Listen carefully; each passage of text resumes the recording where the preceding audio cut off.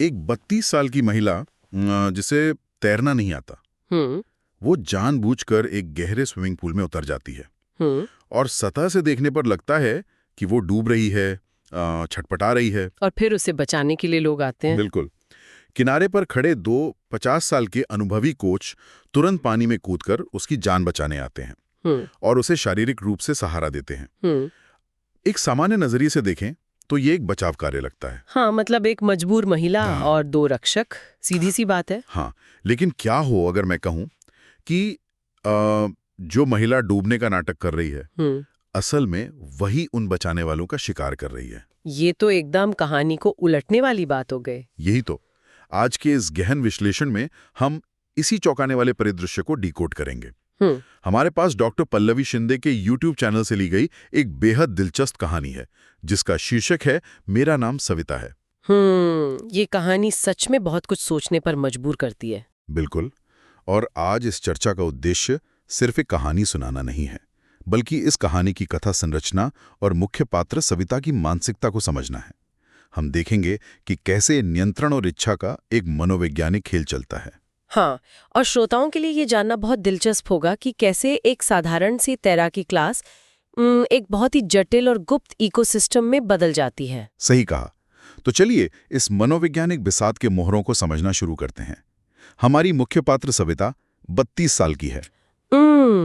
और शुरुआत में ही कहानी में ये साफ कर दिया गया है कि सविता को अपने शरीर, अपने सांवले रंग और अपनी इच्छाओं को लेकर कोई झिझक नहीं है। हाँ, वो पूरी तरह से आत्मजागरूक है। मतलब उसे पता है कि वो कैसी दिखती है और उसे क्या चाहिए, और उसका एक बहुत ही विशिष्ट शौक है। उसे मालिश करवाने का शौक है। बिल्कुल।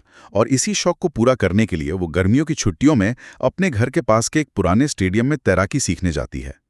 अब यहां मैं एक बात सोच रहा था। क्या? अगर उसे सिर्फ मालिश ही करवानी थी तो वो किसी महंगे स्पा या पार्लर में जा सकती थी ना।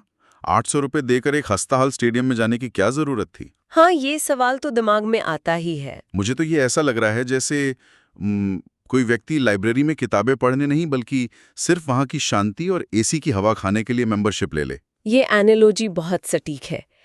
देखिए, आपका ये स्पा वाला सवाल बहुत ही महत्वपूर्ण है और इसी में सविता की असली मानसिकता छिपी है। स्पा में जाकर मालिश करवाना एक सीधा सा लेन देन है। एकदम सही। वहां आप पैसे देते हैं और सेवा लेते हैं। उसमें कोई रहस्य नहीं है, कोई रोमांच नहीं है। लेकिन सविता को सिर्फ शारीरिक मालिश नहीं चाहिए। तो उसे क्या चाहिए? उसे वो मनोवैज्ञानिक रोमांच चाहिए जो किसी वर्जित या टैबू काम को करने में मिलता है। साहित्य और मनोविज्ञान में हम इस तरह के चरित्र को सक्रिय पात्र या एक्टिव कैरेक्टर कहते हैं। अच्छा, मतलब वो परिस्थितियों की शिकार नहीं है? बिल्कुल नहीं। वो कोई बेचारी महिला नहीं है जिसके साथ अचानक कुछ बुरा हो जाता है। वो एक बहुत ही सोची समझी रणनीति के साथ इस स्टेडियम में जा रही है। और उसकी रणनीति देखिए कितनी सटीक है। वो स्टेडियम जाती है और वहां के मुख्य कोच रामेश्वर और असिस्टेंट कोच सुरेश से मिलती है। रामेश्वर की उम्र लगभग 50 साल है। सविता फीस पूछती है जो कि मात्र 800 रुपए महीना है। लेकिन वो सबसे अहम सवाल ये पूछती है कि महिलाओं के बैच में कितनी महिलाएं आती हैं। ये बहुत ही चालाकी भरा सवाल था। हाँ, और जब उसे पता चलता है कि शाम 5 बजे के लेडीज बैच में केवल 2 अन्य महिलाएं हैं और वे भी कभी कभार ही आती है, तो वो तुरंत वो बैच चुन लेती है। क्योंकि उसे भीड़ नहीं चाहिए थी, उसे अपना माहौल बनाना था। बिल्कुल। और माहौल बनाने के लिए वो जानबूझकर पहले दिन सादे लेकिन काफी टाइट और गहरी नेक वाली सफेद टी शर्ट पहन के जाती है। पानी में उतरने के बाद वो तैरना पाने का नाटक करती है ताकि रामेश्वर सर पानी में उतरे। हाँ, ताकि रामेश्वर सर पानी में उतरकर उसे शारीरिक रूप से सहारा दें। एक हाथ उसके पेट पर और दूसरा जांघ पर रखकर सिखाएं। अब सतह से देखने पर तो कोई भी कह सकता है कि 2 कोच उसका फायदा उठा रहे हैं। तो क्या ये सच में इतना ही सीधा है? मतलब क्या 2 कोच उसका फायदा उठा रहे हैं? ये बिल्कुल भी सीधा नहीं है। यहीं से रिवर्स मैनिपुलेशन या उल्टी हेरफेर का खेल शुरू होता है। रिवर्स मैनिपुलेशन, थोड़ा इसे समझाइए। देखिए, आप रामेश्वर और सुरेश की मनोवैज्ञानिक स्थिति को समझिए। वे 50 साल के पुरुष हैं जो समाज में एक सम्मानजनक स्थिति में हैं। उनके अंदर कहीं ना कहीं एक सेवियर कॉम्प्लेक्स या रक्षक बनने की भावना होती है। अच्छा, मतलब वो खुद को हीरो समझते हैं। हाँ, सविता जानती है कि अगर वो सीधे जाकर उनसे कुछ कहेगी तो वे घबरा जाएंगे या मना कर देंगे। इसलिए वो वल्नरेबिलिटी का भ्रम या अपनी कमजोरी का एक दिखावा रचती है। तो वो जानबूझकर कमजोर बन रही है। बिल्कुल। वो उन्हें ये महसूस कराती है कि वे स्थिति को नियंत्रित कर रहे हैं, वे उसे सिखा रहे हैं, वे उसकी मदद कर रहे हैं। मतलब वो उनकी मर्दानगी और मददगार होने के अहंकार को एक हथियार की तरह इस्तेमाल कर रही है। 100%। जब रामेश्वर उसे पानी में पकड़ता है तो रामेश्वर को लगता है कि वो एक मजबूत महिला के साथ अपनी हदों को थोड़ा पार कर रहा है और उसे इसका मजा मिल रहा है। लेकिन असलियत कुछ और ही है। हाँ, असलियत में सविता ने उस शारीरिक संपर्क को खुद डिजाइन किया है। नियंत्रण पूरी तरह से सविता के पास है, लेकिन उसने उस नियंत्रण का रिमोट बड़ी चालाकी से रामेश्वर के हाथ में रख दिया है, ताकि उसे लगे कि वो टीवी चला रहा है। एकदम सही। ये बहुत मजेदार एनालॉजी है, लेकिन ये खेल सिर्फ पूल के अंदर तक सीमित नहीं रहता। हाँ, एक घटना होती है जो इस पूरी कहानी की दिशा बदल देती है। चेंजिंग रूम वाली घटना। वो हिस्सा तो सच में बहुत चौंकाने वाला है। बिल्कुल। सविता नोटिस करती है कि दोनों कोच चेंजिंग रूम की दीवार के एक छेद से उसे कपड़े बदलते हुए छुप कर देख रहे हैं। अब सामान्य तौर पर ऐसी स्थिति में कोई भी महिला डर जाएगी ना। हाँ, या तो वो पुलिस को बुलाएगी या कम से कम हंगामा तो जरूर करेगी। लेकिन सविता मुस्कुराती है, कुछ नहीं कहती। और सबसे हैरानी की बात, अगले दिन से वो जानबूझकर दरवाजा आधा खुला छोड़ने लगती है। मेरा दिमाग यहां थोड़ा उलझ रहा है। किस बात पर? क्या ये बहुत बड़ा रिस्क नहीं है? मतलब क्या उसे डर नहीं लगा कि वे उस पर शारीरिक हमला कर सकते हैं? ये एक बहुत ही जायज सवाल है। रिस्क तो है, लेकिन सविता ने अपने शिकारों की बहुत अच्छी तरह से प्रोफाइलिंग कर ली है। प्रोफाइलिंग? मतलब उसने उन्हें समझ लिया था। हाँ, उसे पता है कि ये दोनों 50 साल के पुरुष असल में कायर हैं। उनका पूरा रोमांच ही उस चोरी छिपे देखने में, यानी वॉयरिज्म में छिपा है। अच्छा, तो वो सामने से कुछ नहीं कर सकते? बिल्कुल नहीं। अगर वे हमलावर होते तो वे छेद से नहीं झांकते। उनका समाज में एक रुतबा है जिसे वे खोना नहीं चाहते। ये बात तो है। जब सविता मुस्कुराती है और दरवाजा आधा खुला छोड़ देती है तो वो वॉयरिज्म यानी छुपकर देखने की प्रवृत्ति को एग्जिबिशनिज्म यानी खुद को प्रदर्शित करने की प्रवृत्ति के साथ मिला देती है। तो वो एक तरह से उन्हें बता रही है कि मैं जानती हूं कि तुम देख रहे हो। उससे भी बड़ी बात, वो उन्हें अनुमति दे रही है। और मनोविज्ञान में जब आप किसी को उसकी चोरी करते हुए पकड़ लेते हैं और फिर उसे वह काम करने की अनुमति दे देते हैं तो आप उस पर हावी हो जाते हैं। बिल्कुल, आप तुरंत उस व्यक्ति पर मानसिक बढ़त हासिल कर लेते हैं। अब वे छुप कर नहीं देख रहे हैं, वे इसलिए देख पा रहे हैं क्योंकि सविता उन्हें देखने दे रही है। ये तो एक मूक संवाद हो गया, एक साइलेंट कॉन्ट्रैक्ट। दरअसल सविता की सत्ता का ऐलान है। कोच सोच रहे हैं कि वो मजे ले रहे हैं, जबकि असल में वे उस जाल में और गहरे फंसते जा रहे हैं जो सविता ने उनके लिए बिछाया है। ये तो किसी शतरंज के उस खेल जैसा हो गया जहां एक खिलाड़ी जानबूझकर अपने वजीर या किसी अहम मोहरे को खतरे में डाल देता है। बहुत अच्छी तुलना है। सामने वाले को लगता है कि वो जीत रहा है, उसने मोहरा मार लिया है, जबकि असल में वो सीधे चेकमेट की तरफ बढ़ रहा होता है। एकदम सही। और शतरंज के इस खेल में अगला कदम होता है शारीरिक सीमाओं को पूरी तरह से तोड़ना। हाँ, और वो भी बहुत ही चालाकी से। हाँ, और इसके लिए एक नया बहाना तलाशा जाता है। एक दिन पूल में छलांग लगाते समय सविता जानबूझकर अपने पैर में तेज क्रैम्प आने या चोट लगने का नाटक करती है। वो दर्द से कराहने का नाटक करती है। निकाला जाता है और उसकी मालिश शुरू की जाती है। और यहीं पर वो दिखावटी विरोध आता है। हाँ, ये बहुत ही अजीब विरोधाभास है। इस पूरी प्रक्रिया के दौरान सविता दिखावटी विरोध करती है। वो मुंह से कहती है, सर आप ये क्या कर रहे हैं, ये ठीक नहीं है, मुझे जाने दीजिए। लेकिन उसका शरीर बिल्कुल ढीला है, वो आगे की ओर खसक रही है और उन्हें शारीरिक रूप से रोक बिल्कुल नहीं रही है। ये दोगलापन क्यों? ये समझना बहुत जरूरी है। अगर उसे मालिश ही करवानी थी तो वो सीधे सीधे क्यों नहीं होने देती? वो ना क्यों कह रही है? यहीं पर मानव मनोविज्ञान का सबसे गहरा और स्याह पहलू सामने आता है। इसे हम परफॉर्मेटिव रेजिस्टेंस या दिखावटी प्रतिरोध कहते हैं। सविता का यह ना कहना असल में हाँ कहने से कहीं ज्यादा ताकतवर है। वो कैसे? सोचिए, अगर वो कहती कि हाँ मेरी मालिश करो, तो क्या होता? तो शायद वो दोनों कोच अचानक एक नौकर या मालिश वाले की भूमिका में आ जाते हैं। हाँ। उनका वो जो कोच वाला और मददगार वाला अहंकार है ना, वो टूट जाता। एकदम सही पकड़ रहे हैं आप। उन 50 साल के पुरुषों को अपनी नजरों में इज्जतदार बने रहना है। वे खुद को ये नहीं बता सकते कि वे एक लड़की के शरीर का फायदा उठा रहे हैं या उसके नौकर बन गए हैं। तो उन्हें एक बहाना चाहिए। हाँ, उन्हें खुद को ये कहानी सुनानी है कि हम तो बस एक घायल लड़की की मदद कर रहे हैं, हम तो इलाज कर रहे हैं। सविता का विरोध उन्हें ये मनोवैज्ञानिक सुरक्षा जाल देता है। मतलब ये एक तरह का प्लॉजिबल डिनायबिलिटी या बचाव का रास्ता है। हाँ, बिल्कुल। अगर अचानक कोई उस कमरे में आ जाए या भविष्य में कोई बात उठे तो कोच कह सकते हैं कि हम तो सिर्फ क्रैम्प ठीक कर रहे थे। और सविता कह सकती है कि मैं तो मना कर रही थी। सही कहा। दोनों को पता है कि असल में क्या हो रहा है, लेकिन समाज की नजरों में बचने के लिए उन्होंने एक बहुत ही सुरक्षित नैरेटिव तैयार कर लिया है। ये तो बहुत ही गहरी बात है। सविता का वो हल्का सा विरोध उस अनुभव को और भी ज्यादा रोमांचक बना देता है। क्योंकि वो उन पुरुषों को एक वर्जित काम करने का एहसास देता है, बिना उनकी सामाजिक छवि को खतरे में डाले। तो शारीरिक रूप से वो समर्पण कर रही है, लेकिन उस पूरे कमरे की ऊर्जा और दिशा का नियंत्रण सिर्फ और सिर्फ सविता कर रही है। बिल्कुल। और ये नियंत्रण आगे जाकर एक बहुत ही बड़े और खतरनाक प्रयोग में बदल जाता है। हाँ, जैसे जैसे उनकी झिझक टूटती है, सविता इस पूरे खेल की सीमाएं बढ़ाने लगती है। वो हर दिन नए नए और उत्तेजक स्विमिंग कॉस्ट्यूम पहनकर आने लगती हैं, और वो भी जानबूझकर। कभी काले रंग का 2 पीस तो कभी लाल रंग का कॉस्ट्यूम जो पीछे सिर्फ 2 डोरियों से बंधा होता है। वो जानबूझकर डाइविंग बोर्ड से झुककर छलांग लगाती है ताकि नीचे खड़े कोच उसे देख सकें। ये सब उसके प्रयोग का हिस्सा था। और फिर कहानी में वो दृश्य आता है जो सच में हैरान करता है। अंडर वाटर यानी पानी के नीचे सांस रोकने की ट्रेनिंग। हाँ, वो सीन बहुत क्रूशल है। रामेश्वर सर उसे पानी की गहराई में ले जाते हैं और वहीं उसके कॉस्ट्यूम की डोरियां खोल देते हैं। अब मुझे बताइए, क्या इस बिंदु तक आते आते ये सविता के लिए सिर्फ एक शारीरिक आनंद का मामला रह गया था? नहीं, मुझे ऐसा नहीं लगता। तो क्या ये उसके लिए एक पावर ट्रिप यानी सत्ता का नशा बन चुका था? ये पूरे तरह से एक पावर ट्रिप में बदल चुका था।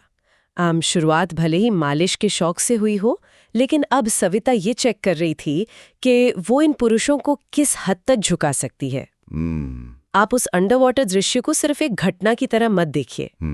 ये एक बहुत बड़ा रूपक या मेटाफर है। कैसे? थोड़ा इसे आसान भाषा में समझाइए। देखिए, पानी की सतह को आप समाज की नजरों की तरह देखिए। सतह के ऊपर दुनिया के लिए वे क्या है? एक इज्जतदार 50 साल का कोच और उसकी एक सीधी साधी शिष्या। हाँ, सतह के ऊपर तो सब नॉर्मल दिखता है। वहाँ नियम चलते हैं, मर्यादाएं हैं, लेकिन जैसे ही वे पानी के नीचे जाते हैं, समाज की नजरें वहाँ नहीं पहुँच पाती। वो गहराई उनके गुप्त जीवन का प्रतीक है। तो पानी के नीचे वो अपने असली रूप में है। बिल्कुल। पानी के नीचे उन डोरियों का खुलना दरअसल उन सभी सामाजिक बंधनों और मुखौटों के पूरी तरह से खुल जाने का प्रतीक है। ये तो बहुत ही शानदार विश्लेषण है। सविता हर दिन नए कपड़े पहनकर, नई हरकतें करके ये जांच रही है कि वो समाज के इन स्थापित और उम्रदराज पुरुषों को अपनी उंगलियों पर कितना नचा सकती है। ये उसके लिए एक प्रयोग बन चुका है। और ये प्रयोग किसी 1 या 2 लोगों तक सीमित नहीं रहता। ये कहानी का सबसे बड़ा टर्निंग पॉइंट है। धीरे धीरे इस रहस्यमय खेल में कुछ नए किरदार जोड़ने लगते हैं। हाँ, और उनका जुड़ना स्थिति को और भी पेचीदा बना देता है। रामेश्वर सर और सुरेश के बाद अचानक स्टेडियम का मेंटेनेंस इंचार्ज वेंकटेश वहां आता है। उसकी उम्र भी 52-53 साल है। फिर रामेश्वर सर का एक डॉक्टर दोस्त डॉक्टर देशपांडे आता है, जो मेडिकल चेकअप का बहाना करता है। उसके बाद महेश नाम का एक व्यवसायी या बिजनेसमैन एंट्री लेता है, जो अपने साथ महंगे महंगे तेल और लोशन लेकर आता है। और फिर एक और व्यक्ति जुड़ता है। हाँ, अंत में शर्मा नाम का एक पुराना कोच। कुल मिला के अब 6 लोग हो जाते हैं। और ये सभी 50 से ऊपर की उम्र के प्रतिष्ठित लोग हैं। और उन सब का मकसद एक ही है। बिल्कुल। अब उनकी क्लास स्टेडियम बंद होने के बाद शिफ्ट हो जाती है। कभी पूल में, कभी ऑफिस में, तो कभी चेंजिंग रूम में मालिश होती है। ये एक पूरी व्यवस्था बन चुकी थी। मुझे तो ये ऐसा लग रहा है जैसे सविता ने अपने आनंद के लिए एक पूरा का पूरा कस्टमर सर्विस डिपार्टमेंट ही खोल लिया हो। कस्टमर सर्विस डिपार्टमेंट, ये बहुत ही मजेदार बात कही आपने। है ना? जहाँ डॉक्टर अपना मेडिकल ज्ञान ला रहा है, बिजनेसमैन महंगे लोशन ला रहा है, मेंटेनेंस वाला जगह सुरक्षित कर रहा है, सभी अलग अलग विशेषज्ञ सिर्फ एक ही वीआईपी क्लाइंट की सेवा में लगे हुए हैं। आपकी ये एनालॉजी स्थिति को बहुत अच्छे से दर्शाती है। ये इस बात का सबूत है कि जो शुरुआत में एक छोटी सी इच्छा थी, वो अब एक पूरे सिंडिकेट या इकोसिस्टम में बदल गई है। एक पूरा इकोसिस्टम ही बन गया है। हाँ, सविता ने एक पूरा ढांचा तैयार कर लिया है और यहाँ हमें इन पुरुषों की उम्र और उनके मनोविज्ञान पर भी ध्यान देना होगा। हाँ, ये बात मुझे भी खटक रही थी कि सभी 50 के पार क्यों हैं? कोई जवान लड़का क्यों नहीं? क्योंकि 50 की उम्र के आसपास के पुरुष अक्सर एक अजीब से दौराहे पर होते हैं। समाज में उनका एक रुतबा बन चुका होता है, उनके पास पैसा होता है, परिवार होता है, सब कुछ सेटल होता है। लेकिन कहीं न कहीं उनका जीवन बहुत ही नीरस और प्रिडिक्टेबल हो चुका होता है। इसे आप एक तरह का मिड लाइफ क्राइसिस भी कह सकते हैं। उनके अंदर जवानी के रोमांच को फिर से जीने की एक दबी हुई इच्छा होती है, लेकिन वो अपनी सामाजिक इज्जत को दांव पर नहीं लगा सकते। बिल्कुल नहीं। तो सविता उन्हें वो सुरक्षित रोमांच दे रही है। अच्छा। सविता उनके लिए एक ऐसा सीक्रेट प्रोजेक्ट बन जाती है जहां वे अपनी सारी दबी हुई कुंठाओं को निकाल सकते हैं। और मजेदार बात यह है कि ये सभी 6 पुरुष आपस में भी इस बात को जानते हैं, लेकिन कोई किसी को टोकता नहीं है। हाँ, क्योंकि सभी एक ही नाव में सवार हैं। वे अपने रुतबे और उम्र को भूलकर सविता की इच्छाओं की पूर्ति करने वाले एक आज्ञाकारी सेवक बन गए हैं। मतलब बिजनेसमैन अपना पैसा खर्च करके लोशन ला रहा है, डॉक्टर अपना कीमती समय दे रहा है। वे सोच रहे हैं कि वे एक जवान लड़की का फायदा उठा रहे हैं, जबकि असल में वे बुरी तरह से इस्तेमाल हो रहे हैं। कहानी के अंत में एक बहुत ही अजीब बात होती है जो मुझे सबसे ज्यादा हैरान करती है। सविता उन 6 पुरुषों से कहती है, आप सब मेरे मालिक हैं, मैं तो बस आपकी सेवा में हूं। लेकिन उसी सांस में वो आगे बताती है कि वे सभी पुरुष उसे रानी कहते हैं और उसकी पूरी सेवा करते हैं। ये कितना बड़ा विरोधाभास है। हाँ, सुनने में बहुत अजीब लगता है। शब्दों में वो खुद को दासी बता रही है, लेकिन असलियत में वो उन सभी पर शासन कर रही है। ये कैसा पावर डायनामिक है जहां दासी असल में हानि है? देखिए, सत्ता और नियंत्रण का सबसे परिष्कृत या सोफिस्टिकेटेड रूप यही होता है। दुनिया के सबसे चतुर तानाशाह वे नहीं होते जो कोड़े मारते हैं। तो वे कौन होते हैं? वे होते हैं जो आपको ये विश्वास दिला देते हैं कि आप अपनी मर्जी से काम कर रहे हैं। सविता अगर उनसे कहती कि तुम मेरे नौकर हो, मेरे लिए लोशन लाओ, तो क्या होता? तो वे 6 के 6 पुरुष अपने अहंकार की वजह से तुरंत वहां से भाग जाते, क्योंकि तब उन्हें अपनी असलियत शीशे में दिख जाती। सही कहा। इसलिए सविता उन्हें ये भ्रम देती है कि वे मालिक हैं। वो कहती है कि वो उनकी सेवा में हैं।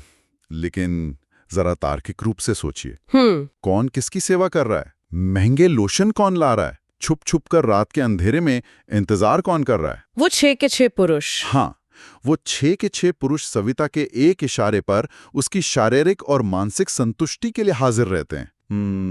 सविता ने सत्ता का एक ऐसा इकोसिस्टम तैयार किया है जहां वो बिना कोई आदेश दिए सबसे बड़ी शासक बन गई है। उसने समाज के शिकार और शिकारी वाले पारंपरिक मॉडल को पूरी तरह से उलट कर रख दिया है। ये विश्लेषण वाकई ये सोचने पे मजबूर करता है कि हम इंसानी रिश्तों को कितनी सतही नजर से देखते हैं। तो अगर हम इस पूरी चर्चा को समेटें तो ये स्पष्ट होता है कि मेरा नाम सविता है सिर्फ एक स्विमिंग क्लास या मालिश के शौक की साधारण सी कहानी नहीं है। बिल्कुल नहीं, ये बहुत गहरी कहानी है। ये इंसानी मनोविज्ञान की गहराइयों में गोता लगाने वाली कथा है। ये दिखाती है कि कैसे इंसान अपनी दबी हुई इच्छाओं को पूरा करने के लिए चतुराई से परिस्थितियों का निर्माण कर सकता है। ये नियंत्रण आत्म जागरूकता और अपनी शर्तों पर अपना आनंद तलाशने की एक बहुत ही जटिल दास्तान है। सविता का सफर हमें बताता है कि शक्ति हमेशा उस व्यक्ति के पास नहीं होती जो ऊपरी तौर पर शारीरिक या सामाजिक रूप से मजबूत दिखता है। इस कहानी से जो सबसे बड़ा सबक मिलता है वो ये है कि मानव संबंध कभी भी एक तरफा नहीं होते। हाँ, ये बात बहुत सही है। हर रिश्ते में, हर संवाद में, चाहे वो कितना भी पारदर्शी या सीधा क्यों ना लगे, एक अनकहा समझौता और एक अदृश्य मनोवैज्ञानिक लेन देन हमेशा चलता रहता है। जो दिखता है वो हमेशा सच नहीं होता। बिल्कुल।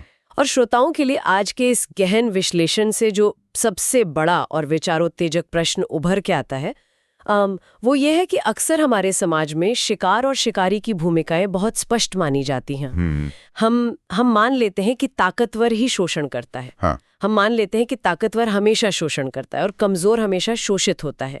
लेकिन क्या इस तरह की कहानियां हमें ये सोचने पर मजबूर नहीं करती कि बंद दरवाजों के पीछे ये भूमिकाएं कितनी आसानी से उलट सकती हैं? एकदम। असल में सत्ता या पावर किसके हाथ में होती है?